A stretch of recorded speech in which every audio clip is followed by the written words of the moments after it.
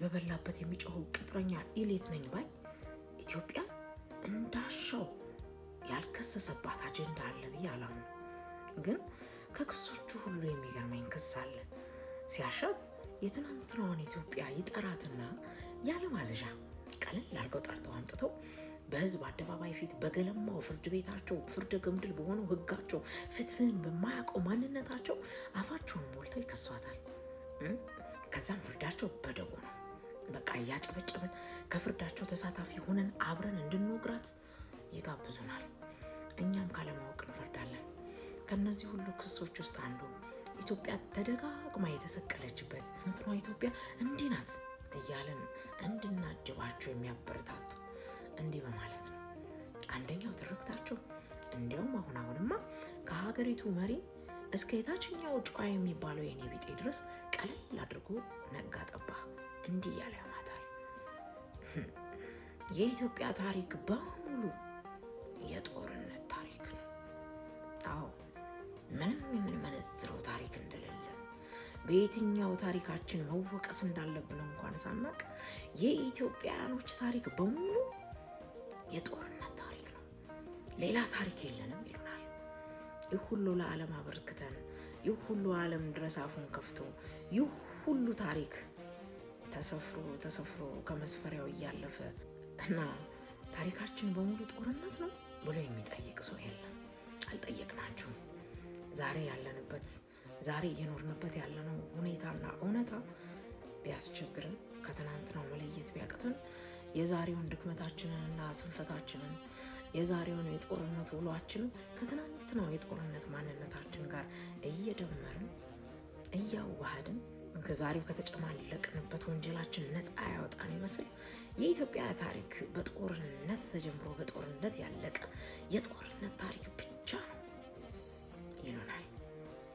እኛም ወንጀላችንን ያካካሰልን ስለሚመስልን አዎ እንላለን። በየሚዲያው በየፓርላማው በየደረስንበት ሁሉ በየአደባባዩ ለምስክርነት ስንጠራ ስለ ዛሬው ቁጭታችን ለማውራት የትናንትናውን ማንነታችንን እንዘረዝራለን። አይገርምም? ኢትዮጵያ ለመጥፎ ሲሆን ከዓለም ሁሉ እንደተለየች ተደርጋ ይወሳላታል። አዚፍ ሌላው ዓለም ሁሉ ከኢትዮጵያ በተለየ መንገድ አንድ የሆነ ይመስል ትናንሽ ቀበሌዎች ሳይቀሩ አገር መሆን ይችሉ ይመስል ለምን አንድ ተደረጉ? ለምን ተሰብስበው ኢትዮጵያ የምትባል ታላቅ አገርና አንድነት ፈጠሩ እያሉ ሊበትኑ ካሴሩት ምዕራባውያኑ ጋር ተሰልፈው አብረው እነሱን በበሉበት እየጮሁ እኛንም ያስጮሁናል።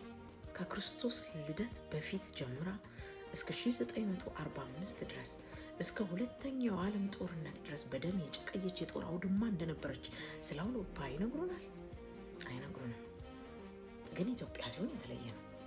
ያውም እምቢኝ አልገዛም፣ ዳር ድንበሬን አላስደፍርም ባሉ ጀግኖቿ፣ ያውም ባህሌን አሳልፌ አልሰጥም፣ ሃይማኖቴን እጠብቃለሁ፣ ፊደላቶችን ጠብቄ ባህሌን ለልጅ ልጆቼ አውርሳለሁ ብለው የተዋደቁ አባቶቻችን በጦርነት ሱስ ሰክረው በጦር ሜዳ ብቻ ውሎ እንደነበራቸው ተደርጎ ለእኛ ክስ ይቀርብልናል። እኛም ክሱን የጤነኛ ክስ አስመስለን አብረን ይህንኑ እናጭዋለን። ምን ኢትዮጵያ ዛሬም ድረስ እርስ በርሷ የምጣለው ድሮም ታሪኳ በሙሉ እርስ በርሷ የመጋጨትና የጦርነት ታሪክ ነው ሚለውን ተስማምተንበታል። ግን ከመቼ እስከ መቼ ማንና ማን እስኪ የተጣሉት ጦርነት ነው ይህን ሁሉ ሺህ ዓመታት የፈጀው? እስኪ የሀገሪቷን እድሜና የጦርነት ታሪክ እድሜዋን ሰርተ ከፍለ ደምረ ቀንሰ እስኪ ንገረኝ ብትሉት ይህንን የሚያስቀምጥልን የለም። ያው መከረኛ ዘይላለ ሲያሻቸው ዛሬ አክራሪዎቹ ብድግ ይሉና እነዛ የብሔረሰብ ነፃ አውጪ ነን ባዮች ጭምር የሃይማኖት ጦርነት ነበር ይሏቸዋል። ለኢኮኖሚ የተደረገውን ሁሉ ሳይቀር ክርስቲያኑ የክርስቲያኑን መንግስት ዋጥ ስልቅጥ አርጎ ሲኖር፣ ሙስሊሙ ኪንግ ደግሞ የሙስሊሙን ሱልጣኔት ዋጥ ስልቅጥ አርጎ ሲቀጥል ግን የሃይማኖት አይደለም፣ አይነሳም። ለምን? አይጠቅምም። ይሄ ለመከፋፈል አይጠቅምም። አያችሁ? ስለዚህ ለመከፋፈል የሚጠቅመውን ብቻ ይጠቀሙበታል። ግን ዛሬ እኛ ረክሰን የሰው ልጅ ረክሶብን እርስ በርሳችን እየተበላላን እንዳሻን ብንሆን የብሔረሰብ ነፃ አውጪዎች ነን ብለን እሱን ካባ ደርበን በበላንበት ብንጮህ ዋጋ የለውም።